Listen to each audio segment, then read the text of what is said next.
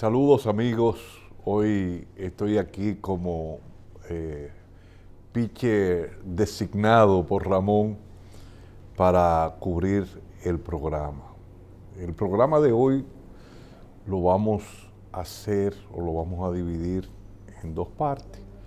Uno, vamos a hablar de lo que es la deuda global.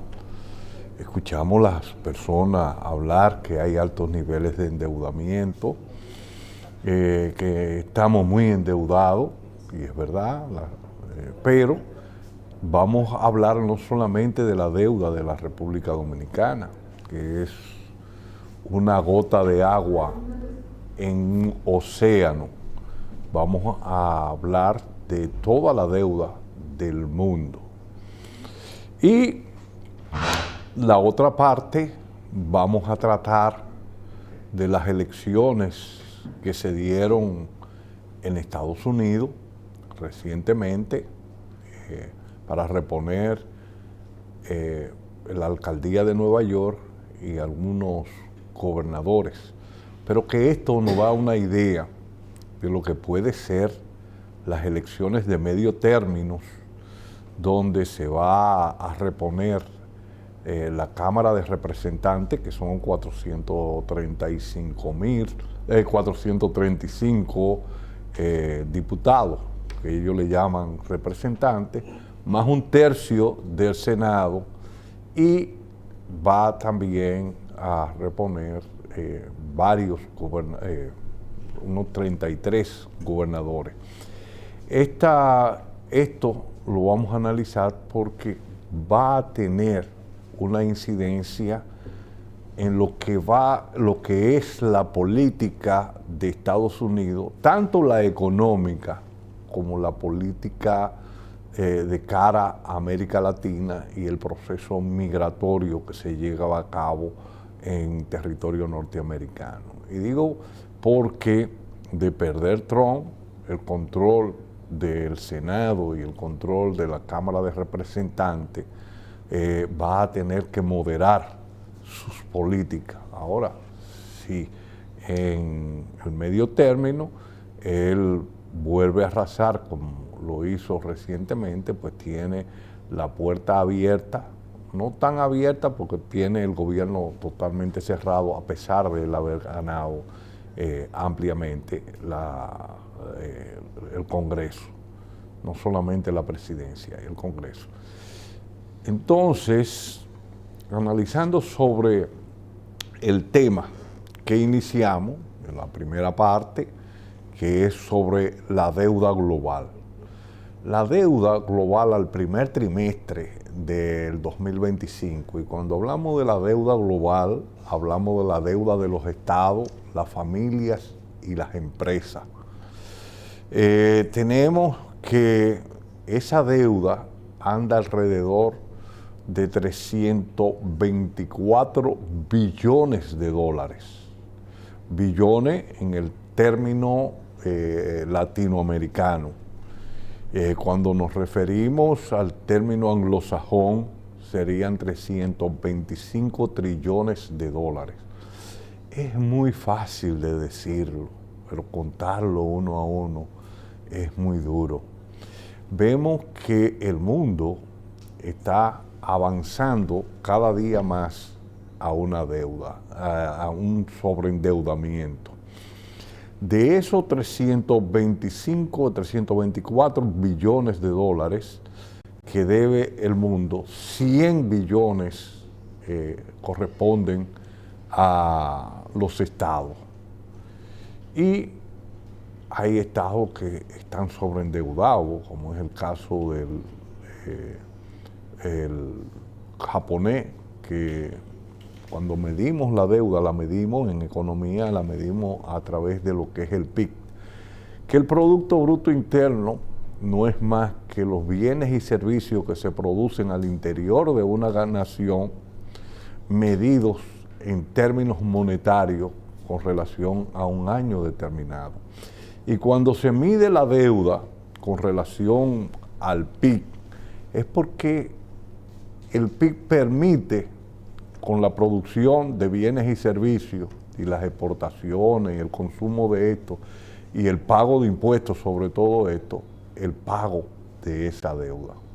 Entonces, tenemos que los estados de esos 324 deben alrededor de 100 billones de dólares. Y hemos dicho que el de Japón es uno de los más endeudados con un 220-225% del PIB. O sea, el total de deuda medido en términos de PIB, la deuda global es alrededor de 325% del PIB, lo que significa que es 3 veces la producción. O sea, se necesita aproximadamente las 3 veces de la producción de bienes y servicios globales en un año y que todos los recursos que se produzcan se destinen al pago de la deuda para poderla pagar, lo cual es una situación muy crítica cuando pensamos que podemos ir dando paso a una crisis de la deuda como la que vivimos a finales de los 70, principios de los 80 y en los 80, principalmente después de la primera crisis del petróleo y después de la segunda crisis del petróleo. Dentro de esos estados sobreendeudados está Alemania, que Alemania fue de lo que sancionó y estuvo en primera fila para que se sancionara a Rusia después de Rusia haber llevado la operación especial en el este de Ucrania. Y esta situación de sanciones, más que golpear a Rusia, porque el PIB de Rusia ha estado creciendo, ha afectado mucho a Europa, pero principalmente a Alemania, que es la locomotora o fue la locomotora de Europa en términos económicos, porque era la fábrica de Europa. ¿Y por qué decimos que las sanciones, más que afectar a Rusia, afectaron directamente a Europa, pero prácticamente a Alemania? Porque Alemania mantenía la competitividad montado en la cantidad de gas natural que recibían a través de gaseoductos directos para mantener una energía barata. Nadie se daba cuenta, y una cosa va entrelazada entre la otra, el poder que tienen las energías en el coste de producción. Eso hasta la primera crisis del petróleo del año 1973, después de la guerra del Yom Kippur, donde los precios del petróleo pasaron de $2.50 a $11.50, lo que incidió en el coste de producción, incrementando los niveles de inflación en la economía global. ¿Y por qué decimos que no se entendía esto antes de esta situación? Por un tema muy peculiar, y era que los costes energéticos se mantenían estables a través del tiempo, y esto permitía que Estados Unidos o cualquier empresa, país que era líder en el proceso de industrialización para esa época, pues mantuviera los costes fijos y que los productos subían de acuerdo a cómo subía el coste salarial. Y en Estados Unidos, en su economía de bienestar, que después de la crisis del año 1929 y que echaron el modelo liberal hacia un lado y comenzaron a desarrollar todo un modelo basado en la política keynesiana, aunque fue previo a la teoría keynesiana, pero sí esta le dio sustento a esto, de la participación del Estado en la economía, la intervención del Estado y indexar los salarios de los trabajadores al costo de la inflación, lo cual permitió que los sindicatos mantuvieran cierto poder Estados Unidos. Esto fue así hasta después de la segunda crisis del petróleo. La segunda crisis del petróleo se da cuando se enfrentan dos países petroleros, que fueron Irán e Irak. Ellos incrementan el precio del petróleo de $11.50 a $25 el barril. Y que aquí se va a dar, y ya desde antes comienzan lo que hemos llamado los petrodólares, porque los norteamericanos habían salido de lo que era el patrón oro, patrón que habían puesto en el año 1944 en Bretton Woods, cuando los Estados Unidos fue la nación que mejor salió parada de la guerra. Y se estableció un precio de $35 por una onza de oro. Hago esta acotación porque el dólar hoy está a $4,000 con 7 centavos, con 4,007 pesos la onza, y se ha ido disparando. Hemos visto cómo esa moneda fía que surge después de la caída del patrón oro en el año 1971, cuando Nixon dijo: hasta aquí hemos llegado, no tenemos esa reserva monetaria en oro que nos permita a nosotros, si hay una compra masiva, reponer los dólares, entregar la cantidad de oro que los dólares que están circulando. O sea, hay más dólares circulando que la cantidad de oro que tenía Estados Unidos en la Reserva Federal como reserva. Entonces, viendo esta situación, los norteamericanos, para financiar su guerra, la guerra de Vietnam, la guerra de otras intervenciones militares, recurrieron a endeudamiento creciente, endeudamiento que ni por asomo es la deuda que tienen hoy. Para esa época no se llegaba ni a $1 billón el endeudamiento que tenía Estados Unidos. Hoy Estados Unidos tiene una deuda de $37 billones con un déficit fiscal creciente, y donde el servicio de la deuda de Estados Unidos ha pasado ya al gasto militar que utiliza la primera potencia del mundo.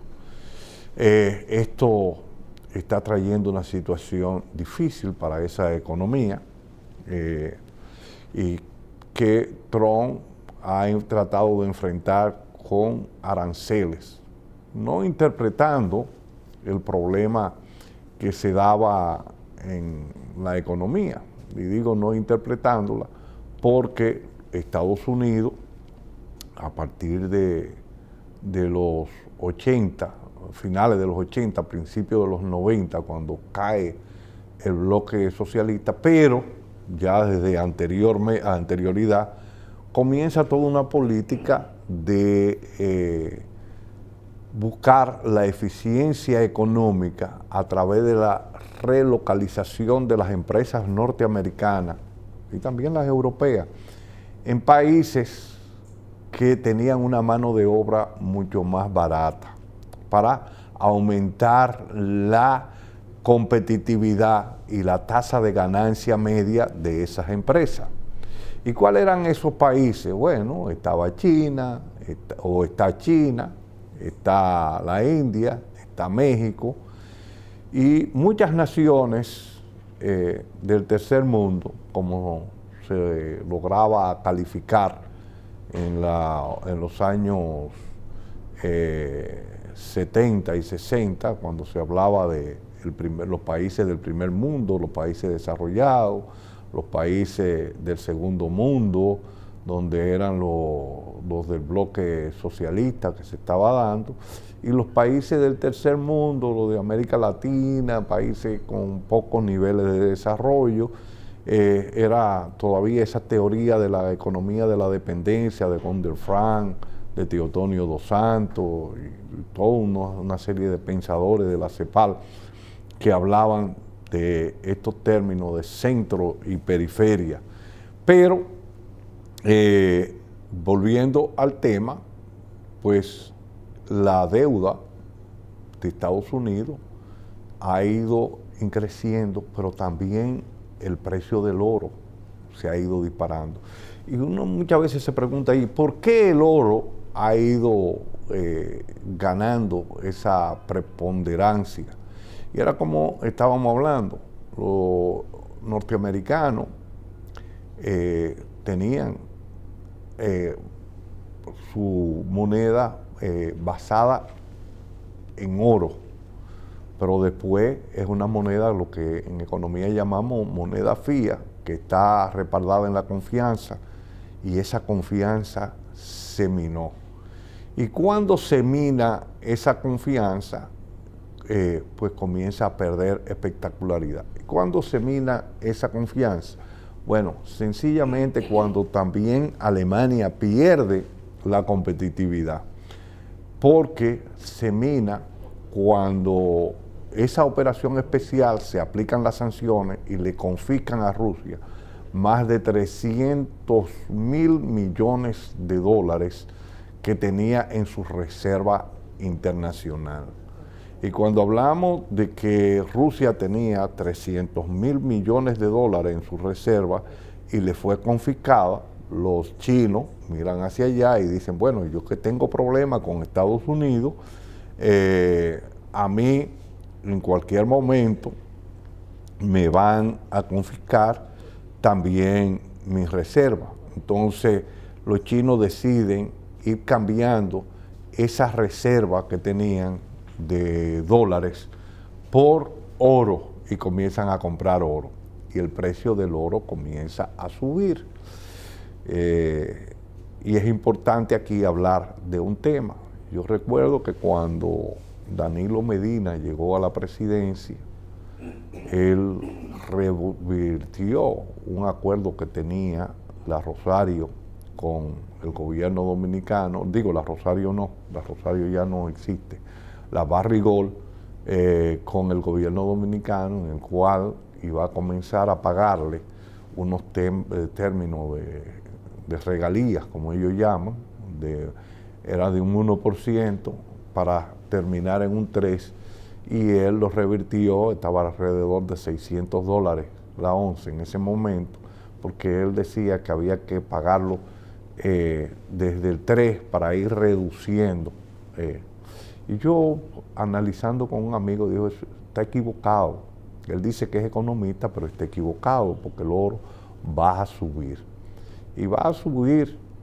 Entonces, si tú pones una regalía hoy, vas a recibir más dinero, él va a recibir más dinero hoy, pero en el futuro se va a recibir menos dinero, porque la tendencia histórica del oro es apreciarse. Pero vamos a lo que teníamos que hablar. Eso fue un error que se cometió. Entonces, ¿qué ha pasado? Bueno, al China comenzar a cambiar sus reservas de dólares por oro, comenzó a presionar el precio del oro, y el precio comenzó a mantener máximo, a subir a 1.000, a 1.100, a 1.200, a 2.000, a 3.000. Pero no solamente China, sino también Rusia comienza a ampliar, pero también Portugal comienza a comprar, comienzan muchas naciones a comprar. ¿Y por qué?